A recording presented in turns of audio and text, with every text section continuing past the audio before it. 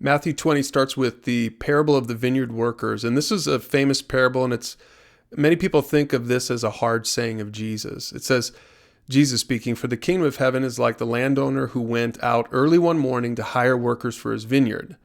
And he agreed to pay the normal daily wage and sent them out to work."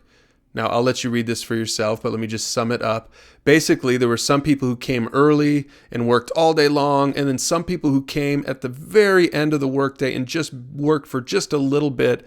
And basically, he pays everyone the same amount, which sort of makes you think, well, wait, that's unfair. But it's not unfair because the rules were already laid out, right? He agreed to pay the normal daily wage, not the hourly wage, the daily wage. But, when you read this, and the disciples felt this way too, you're like, well, wait, that is unfair. That doesn't seem right. And so look at what he says here at the end in verse 15.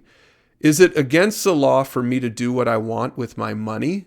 Thinking about really God and his justice or his righteousness. "Should you be jealous because I am kind to others?"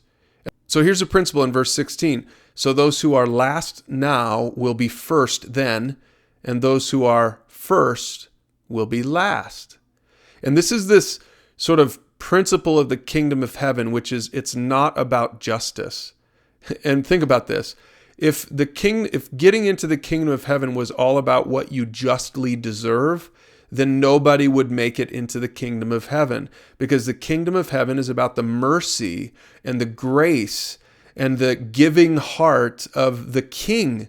Jesus is going to go to the cross. He's going to die on the cross for everyone. Some people in the eyes of the world are incredibly wicked, and if those people turn to God, they'll be saved. And some people in the eyes of the world are very good and upstanding and dutiful people, and yet those people in the eyes of God are just as deeply in need of the forgiveness of God as is, that wicked, terrible person.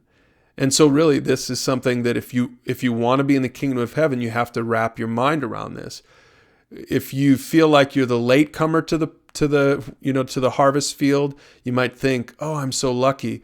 But some people get the sense that, hey, I've been a Christian for 50 years. God owes me salvation. God doesn't owe anyone anything. It's all by the grace of God. And that's just how the kingdom of God works.